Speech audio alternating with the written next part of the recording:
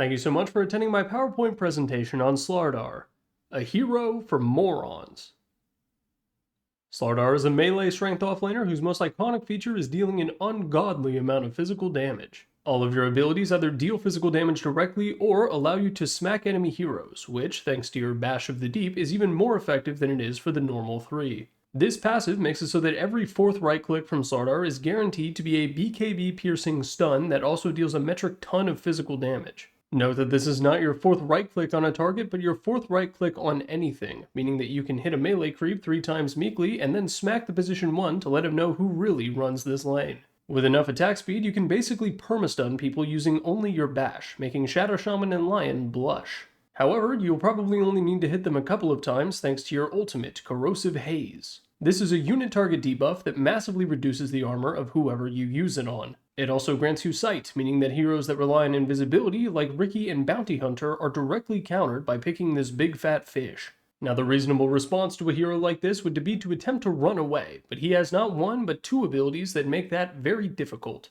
The first is Slithering Sprint, which grants 34% bonus phased movement speed for up to 12 seconds with the talent. The low cooldown and long duration mean that this is going to be active for the majority of the game, allowing you to run up and steal that oncoming creep wave from your greedy position 1. Finally, as an offlaner, he also has Slithering Crush, his flavor of an AoE stun. The stun itself is very short, barely more than a mini stun, but the real benefit is the slow. It lasts for up to 6 seconds and slows for 35%, meaning that if you couldn't catch them with Sprint, you can definitely catch them now. Whenever he casts it, Slardar also pees on the ground a little bit, which his Innate makes it so that Slardar, whenever he's in water, gets bonus movement speed, armor, HP regen, and attack damage. As for his facets, he has Leg Day, which makes him unslowable in the beginning of Sprint, and it's the default choice in the current meta. The alternative, Brine Guard, steals half the armor that you take from enemy heroes whenever you use your ultimate. You'll be going Leg Day in pretty much every game unless you're against a Drow Ranger, in which case you'll probably go Leg Day anyway because you forgot to swap.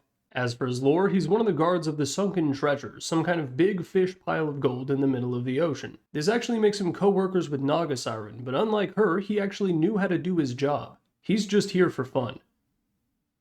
Bashes in Dota 2 are always fun because they play into the inherent RNG mechanics of the game. But Slardar is an exception to that rule because he doesn't care about RNG at all. His Bash works on a 4th attack system, which gives him a very simple pattern in the laning phase. He wants to get 3 last hits in a row and then either use the Bash to secure the range creep or to force the enemy carry to pop a tango. In some lanes, it can be an absolute menace playing against Slardar because he's able to use his Bash and his W in order to get free physical damage on you and then run away like a coward. But he's not a coward, he's actually smarter than you, and he can prove it by counting to 4. Because Bash pierces BKB, it also gives him a unique advantage over a lot of other initiating offlaners. When a Centaur jumps in and casts Hoof Stomp and the enemy carry pops BKB in response, he kinda just has to waddle away. Slardar, however, is encouraged to continue staying in the fight and right-click them as much as he can while they're under the effects of debuff immunity. The Bash itself lasts barely more than a second, but it also deals more than 200 bonus physical damage on top of Sardar's normal right-click. You can just waste a good chunk of their BKB, especially if you prepped Bash before you jumped in. You'll be going Echo Saber a good chunk of your game, which helps you get halfway to Bash even if you didn't prep. But as the game goes on, you'll have a louder and louder voice in the back of your head telling you to stack Moon Shards so you can chain stun one hero into infinity. The only problem with this, aside from the several obvious ones, is that you don't actually need them to stay still for that long. If you're playing this hero correctly, you'll be melting them thanks to your ultimate. Still, you can do it for shits and giggles if you really want to. If you do pull it off, be sure to shout, "I like ya cut, G," like a broken record whenever you jump in.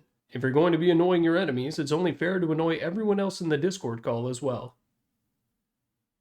Now, by my count, there are 4.5 fish in the game of Dota 2, but only one of them benefits from being in water. Slardar is that hero, and he's part of why the Wandering Water update was such a big deal. His Innate makes it so that he gets a bunch of fun little bonus stats whenever he's in the water. 10 HP regen and 6 armor is nothing to scoff at, as you're a hero that likes to weave in and out of fights. You're going to benefit quite a bit from having access to the additional tank and regen. And if Sprint's movement speed bonus wasn't enough for you, you get an additional 18% whenever you're in water, bringing the total bonus up to 52. Lastly, you get 32 bonus damage, which is multiplied by the Corrosive Haze armor reduction. When you're in water, you are effectively 1.2 times the hero you usually are, and the good news is that you have multiple ways of creating that water for yourself. Slithering Crush is the obvious one, and we're going to say that the water now comes from the person who you're using the ability on. But you also have Corrosive Haze, which causes the target to leave a trail of water behind them as they attempt to run away.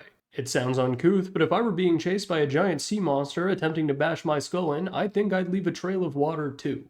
Now the water you make is nice, but let's not forget that there's also a ton of water on the map thanks to the Wandering Waters update. If you're cruising through the money tunnel, or you've decided to be a good little pause 3 and gank the mid laner, you're going to be getting through it a hell of a lot faster than most other heroes. And the incidental regen will help you survive whatever happens when you finally arrive. If these water bonuses for some reason aren't enough for you, you'll also be happy to know that his Aghanim Scepter pushes them even further. Once you get it, your regen will be boosted up to 32 health a second, along with 16 bonus armor, and you get 40% status resistance whenever you're wet.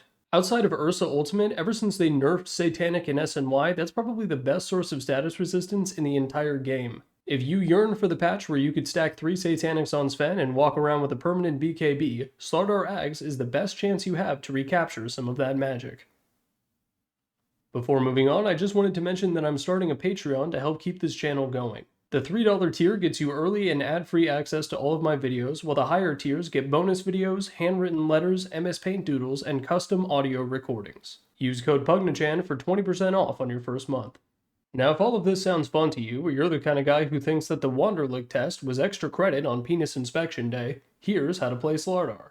You're going to be going to the offlane and queuing up a Bracer and Power Treads, but the way you're going to play the lane is highly dependent on who you're laning against. If you're up against range heroes that like to bully, think Drow Ranger or Sniper, you're going to need to develop a sense of patience. Use creep aggro to guarantee a few last hits a wave, and wait for them to mess up in some way. It could be accidentally pushing the lane a little bit too hard, it could be a bad pull. No matter what it is, when you notice that they're making a mistake, you're going to need to capitalize on it. If the position 5 pulled, but got a little bit too far ahead, team up with your position 4, use Crush on them, and then run them down for an easy kill. If the enemy carry decides to bully a little bit too hard and your pause 4 manages to sneak around behind them, jump in, use Bash, use Crush, do everything you can to secure their death. No matter how difficult the lane may seem, there will be opportunities for you to assert yourself, and if you're not constantly bashing them, they're going to quickly forget just how much damage you can deal. On the other hand, if you're up against a squishy melee hero, you're going to be using your bash to bully them the entire time. You need to make sure that whenever they step up for some last hits, they instead get a big ol' smack on the noggin. Your job is to make sure that they get sick and tired of that sound effect by the end of the laning phase, and if you do your job well enough, they'll probably just go away. Now sadly, you can't bash towers, and that means that you're basically just going to be using the lane as a farm treadmill. Use that treadmill to get to a blink dagger as fast as you can.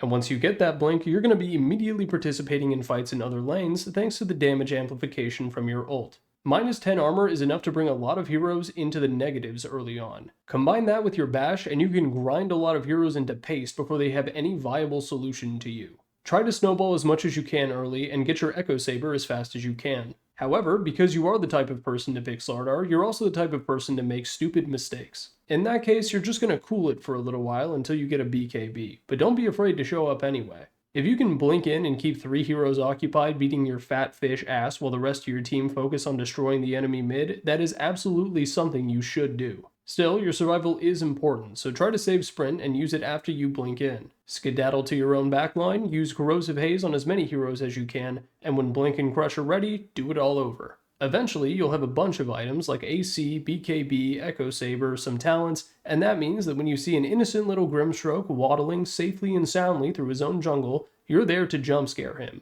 Use your Aghanim Shard Empowered Crush to apply your ultimate to him, preventing the need to press an additional button, and then bash him once. You won't fully understand why you were able to pop him like a grape, because you don't understand how armor works. But I'm here to tell you that it's okay, because neither do I.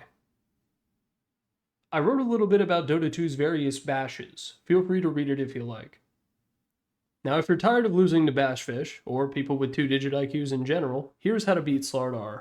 Note that outside of Slithering Crush, he doesn't really have any option for dealing with multiple units, which makes him naturally weak to illusions. Heroes like CK and Terrorblade are obvious picks because they can swarm him with targets, and both of them also like to pick up a Manta style, which gives them another option to dispel his ultimate. Luna fits into this on an honorary basis, because she picks up a Manta style and has a ridiculous amount of armor herself, mitigating the impact of his ultimate. Now damage is one part of Slardar, but the other half is his chasing ability, which means that heroes that rely on spells for mobility are usually pretty well off. Basically any hero that can get over impassable terrain has a much easier time escaping a Slardar. Queen of Pain and Anti-Mage are obvious options thanks to their blinks, but there are plenty of other heroes who can escape from the fish. The 4-hit nature of the bash also means that evasion is really powerful against him. Phantom Assassin is an obvious choice, but Troll Warlord is actually my favorite because he blinds Slardar, in a rare PMA move, protecting his teammates. Muerta's ultimate cuts through all the bullshit by being a Ghost Scepter and therefore becoming immune to all bashes. Lastly, and for reasons I don't fully understand, Dragon Knight, according to Dota Buff, is an amazing Slardar counter. I assume this is because he doesn't mind sitting there and trading right clicks, and he already has a ton of armor to begin with.